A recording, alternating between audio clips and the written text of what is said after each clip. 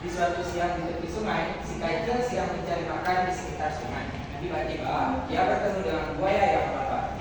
Si buaya pun ingin memakan si kancil, namun si kancil yang cerdik mengatakan bahwa dia bisa menunjukkan tempat yang ada banyak makanan. Lalu buaya pun setuju dan si kancil mengajak buaya ke tempat yang jauh. Setelah sampai di sana, si kancil lari secepat mungkin sambil tertawa kecil. Lanjut. Baik, terima kasih ya Uma. Tepuk tangan dulu semua. Sudah bagus sekali Uma membaca dengan lancar ya tadi. Bagus sekali. Nah, selanjutnya dari cerita ini apa-apa aja sih yang dapat kita ambil dari yang kita dapat kita ketahui dari cerita ini? Buaya Kancil lapar. Buaya Siapa? darat. Pokoknya buaya. Benar, bagus sekali Lina.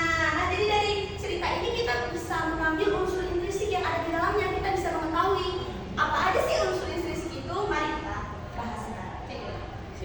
Nah, jadi ini itu adalah beberapa unsur intrinsik dalam cerita. Yang pertama ada tema. Apa sih tema? Ada yang tahu? Nggak tahu.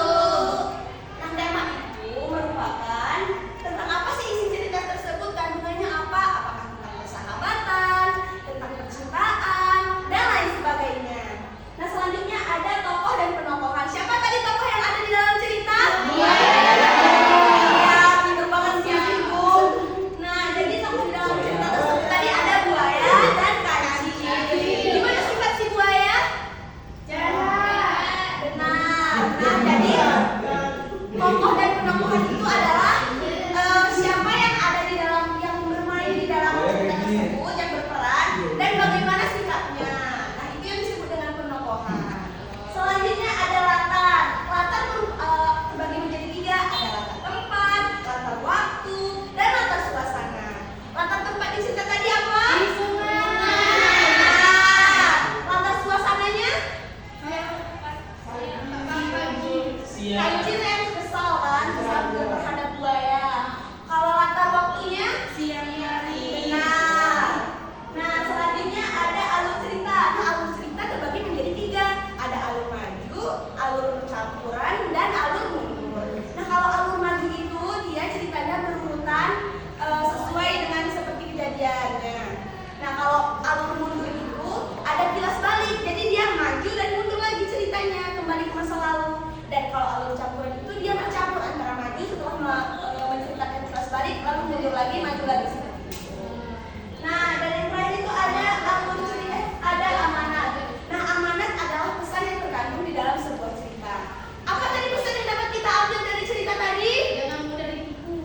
Benar, jangan mudah ditipu, dan kita tidak boleh menipu teman kita ya, itu hal yang tidak baik. Nah, dalam buku lain, di dalam buku bahasa Indonesia yang kita baca sekarang ini, di buku pelajaran kita tidak ada dicantumkan tentang sudut pandang. Akan tetapi di referensi lain ada mencantumkan sudut pandang. Nah, sudut pandang ini yaitu penulis menempatkan dirinya itu di mana. Kalau sudut pandang orang pertama itu aku, dia menuliskan ceritanya dengan kata aku. Kalau sudut pandang orang ketiga berarti dengan dia mengatakan tadi buaya, kelinci, dan lain sebagainya. Nah, begitu.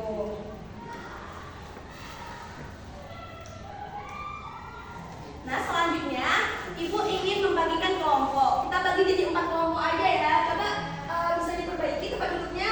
Coba nak yang di sana aja nak. Yang di sini juga udah pas. Yang di sini coba perbaiki tempat duduknya. Kita bagi jadi 3 kelompok aja. 3 kelompok 1, 2, 3. Kelompok 1, kelompok 2, kelompok 3.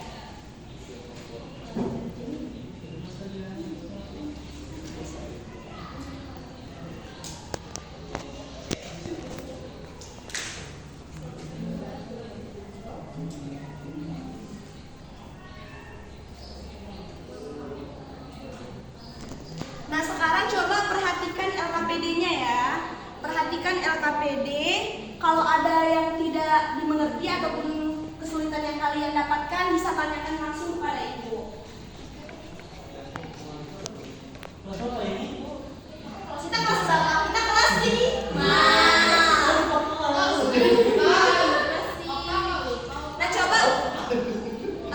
coba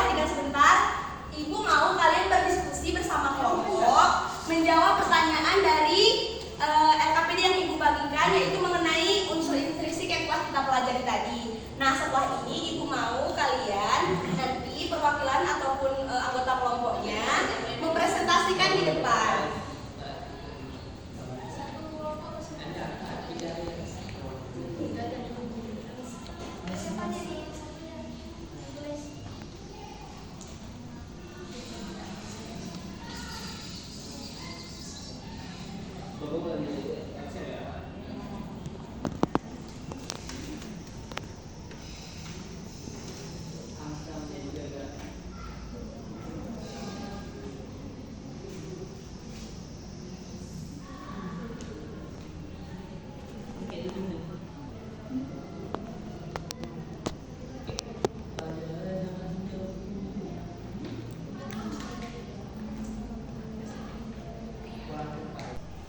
Apakah sudah siap semua?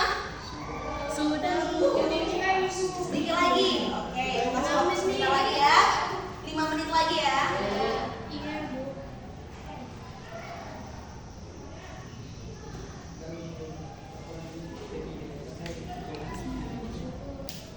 Baik, sudah siap semuanya? Sudah. Nah, Ibu sekarang ingin anggota perwakilan kelompoknya untuk mempresentasikan di depan kelas. Dari kelompok ini dulu ya, silakan.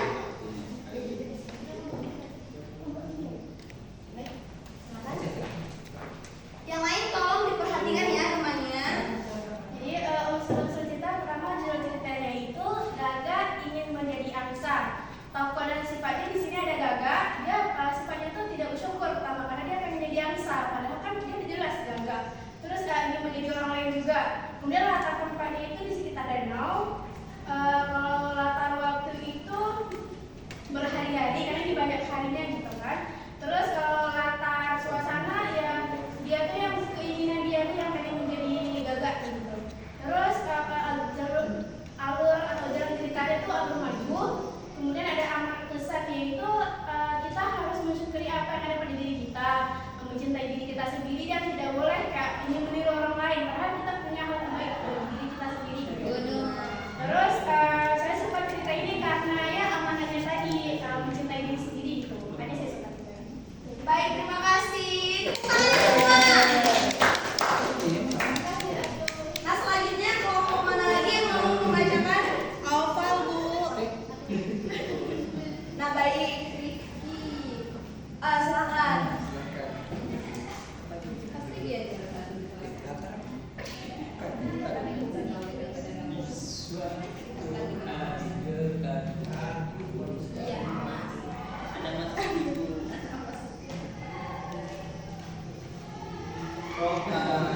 Nah, judul ceritanya adalah Gaga ingin menjadi.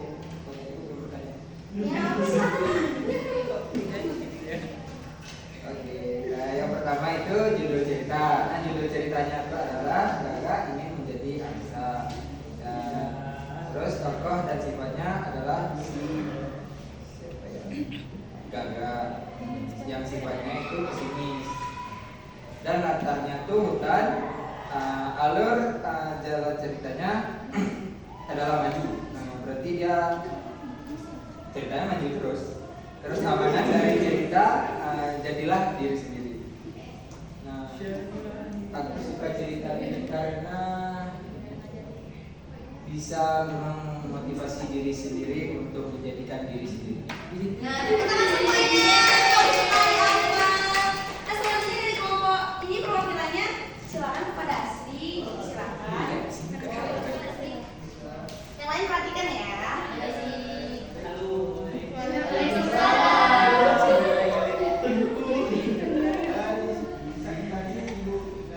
Mau membacakan judul cerita Gaga ingin menjadi angsa. Tokoh dan sifatnya sifat Gaga ini keras kepala, dia ingin bisa menjadi angsa. Latar belakangnya danau, suasana kehidupan Gaga sehari-hari. Alur ceritanya alurnya maju. Amanat pesan cerita, kita harus bersyukur dengan diri kita sendiri atau yang sudah Allah berikan kepada kita. Aku suka cerita ini karena mendapatkan amanah yang baik, Ibu. Nah, bagus sekali tangannya semua. Nah, setelah semua kelompok tadi presentasi, Ibu sangat bangga ya kepada anak-anak Ibu sekalian, semuanya bagus menyampaikannya dengan baik juga. Kita tepuk tangan dulu semuanya.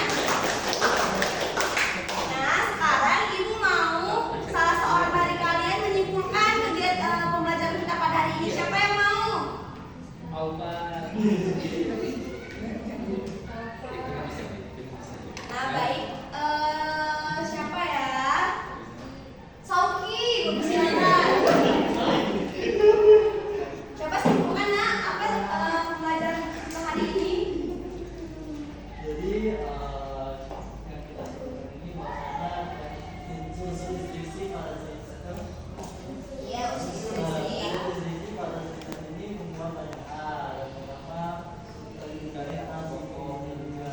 Tokohnya ini yang peran yang ada dalam cerita. Yang kedua adalah latar itu seperti tempat terjadinya di waktu dalam cerita. Yang ketiga ada cerita. Seperti jalannya cerita dengan apa? Jalannya peristiwa dalam cerita tersebut. Lalu ada amanat ini berisikan kesimpulan atau pesan yang disampaikan oleh penulis. Baik, terima kasih. Tepuk tangan semuanya. Nah, jadi dapat kita dari kesimpulan Sauki tadi benar sekali. Jadi materi unsur intrinsik pada cerita ini memuat seperti tokoh adalah peran dan penokohan adalah sifatnya. Selanjutnya ada tema yang menggambarkan cerita itu tentang apa. Ada alur yaitu jalannya cerita, dan ada latar, ada suasana, waktu, dan tempat. Nah, juga ada amanat dan pesan yang dapat diambil dari sebuah cerita. Nah, dari penilaian ibu tadi terhadap presentasi kalian,